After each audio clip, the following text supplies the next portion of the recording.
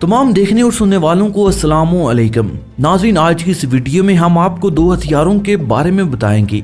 एक वो जो चीन और पाकिस्तान ने मुश्तरका मिसाइल बनाया है। ये एक ऐसा मिसाइल है जिसको किसी भी लॉन्चर से लॉन्च नहीं किया जाएगा, बल्कि इसको चलाने के तरीके को भी खुफिया रखा गया और इसी वजह से सारी दुनिया इस खोज में है कि इस मिसाइल में ये कौन सी खूबी है कि बिना किसी लॉन्चर के इसको दागा जा सकेगा। इस पर मुकम्मल तफसील से बात करेंगे। दूसरी बात यह कि पाकिस्तान ने तुर्की से T-129 हेलीकॉप्टरों के खरीदने का मुआहदा कहीं 1 साल पहले किया था, लेकिन तुर्की ने पाकिस्तान को अभी तक वो हेलीकॉप्टर मुहैया नहीं किए, जबकि फिलिपाइन ने 2 साल पहले मुआहदा किया था। इसके बावजूद इसको हेलीकॉप्टर मुहैया कर दिए गए। इसकी क्या वजह है कि तुर्की पाकिस्तान को हेलीकॉप्टर नहीं दे रहा लेकिन दूसरे मुल्कों को दे रहा है, इस पर भी बात की जाएगी। लेकिन इससे पहले गुजारिश है कि चैनल को सब्सक्राइब कर लें और साथ मौजूद बेल आइकन को प्रेस कर लें ताकि हर नई आने वाली वीडियो की नोटिफिकेशन आपको सबसे पहले मिलती रहे। शुक्रिया। नाज़रीन, आप चलते हैं अपने पहले मौजू की तरफ कि पाकिस्तान और चीन ने ऐसा कौन सा मिसाइल बनाया जो लॉन्चर के बिना ही दागा जा सकता है। इस मिसाइल पर दुनिया भर में बहस हो रही है, इसलिए कि ना ही ये मिसाइल लॉन्चर से, ना ही शिप से और ना ही किसी गाड़ी से लॉन्च किया जा सकता है। खबर ये दी जा रही है कि पाकिस्तान और चीन मिलकर कार्गो के अंदर इस किस्म के मिसाइलों को छुपा रही हैं। यहाँ ये भी बताते चलें कि चीन बहुत पहले से इन मिसाइलों पर काम कर रहा था, लेकिन बाद में इसने पाकिस्तान को भी इस प्रोजेक्ट में शामिल कर लिया है। यहाँ ये भी याद रहे कि किसी कंटेनर में कोई मिसाइल पहली दफा नहीं रखा जा रहा, बल्कि इससे पहले भी कहीं एक मुल्क इस तरह का काम कर चुके हैं। इस तरह के निज़ाम की वजह से खुफिया तौर पर कहीं एक मिशन सर अंजाम दिए जा सकते हैं और इन मिसाइलों को जहाज के अंदर या साइल पर किसी भी जगह फिट किया जा सकता है। ये ऐसे मिसाइल हैं जिनको किसी भी कार्गो जहाज के बेस में लाया जा सकता है। इस तरह ये मिसाइल किसी भी मुल्क की बंदरगाह तक आसानी के साथ पहुंच सकते हैं और इन मिसाइलों को किसी भी बहरी जहाज पर फिट किया जा सकता है।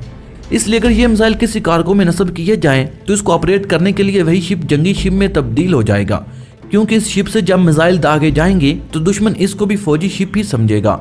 इस तरह पाकिस्तान और चीन अपनी दफाई ताकत को बढ़ाने के लिए इस तरह के मिसाइल बना रही हैं। पाकिस्तान और चीन का यह मौक़िफ़ है कि ऐसे मिसाइल बनाए जाएं जिनको एक जगह से दूसरी जगह पर मुंतकिल करने के लिए खास किस्म के लॉन्चर की ज़रूरत ना पड़े और आसानी के साथ वहां मुंतकिल किए जा सकें जहां इनकी ज़रूरत हो। एक खबर के मुताबिक छोटे शिप जो पाकिस्तान के पास भी बड़ी तादाद में मौजूद हैं, इन पर यह फिट किए जा सकते हैं। अब जहां तक चीन का तल्लक है तो वो अमेरिका के करीब बहरी जहाज़ों में यह मिसाइल फिट कर सकता है और कई साल तक इनको इकट्ठा रखा जा सकता है। इन मिसाइलों के बारे में बताया गया कि ये किसी भी सबमरीन और मिसाइलों को नकारा करने की सलाहियत रखती हैं। रिपोर्ट में यह भी बताया गया कि चीन और पाकिस्तान मिसाइल को कहां का नस्ब कर सकते हैं। इससे पहले भी अमेरिका और रूस इन मिसाइलों को कंटेनर में रखने की कोशिश कर चुके हैं।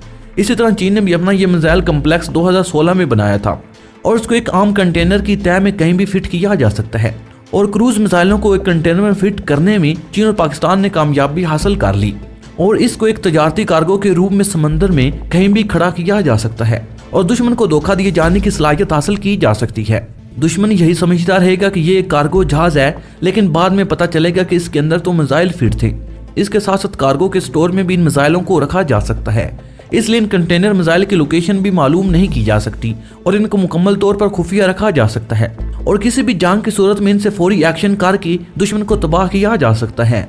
नाज़रीन, आप आते हैं हेलीकॉप्टर के मौजू पर, जो हमने बताया था कि पाकिस्तान ने तुर्की से T-129 हेलीकॉप्टर खरीदने का मुआहदा 3 साल पहले किया था, लेकिन तुर्की ने हाल ये हेलीकॉप्टर पाकिस्तान को फराहम नहीं किए, लेकिन फिलिपाइन जिसने 2 साल पहले मुआहदा किया था इसको मुहैया कर दिए गए।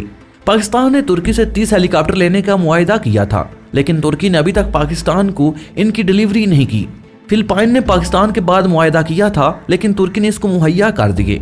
पाकिस्तान को इन हेलीकॉप्टरों की फराहमी रुकी हुई है और इसकी वजह यह है कि इनके अंदर जो इंजन लगाए गए वो अमेरिकी साख्त के हैं और अमेरिका ने तुर्की को रोक दिया कि पाकिस्तान को हमारे इंजन वाला हेलीकॉप्टर नहीं दे सकते। इसकी वजह यह है कि पाकिस्तान के पास अमेरिकी इंजन आने का मतलब ये है कि चीन के पास पहुंच गया और अमेरिका ये कभी नहीं चाहेगा कि चीन इसके इंजन की नकल तैयार करके दुनिया के सामने ले आए।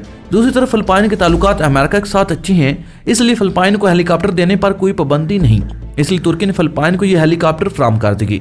दूसरी तरफ पाकिस्तान को एक और वजह से भी नहीं दिए जा रहे कि अमेरिकी सेनेट की तरफ से भी इसकी मंजूरी तहाल नहीं दी गई, इसलिए तुर्की ने पाकिस्तान को यह हेलीकॉप्टर मुहैया नहीं किए।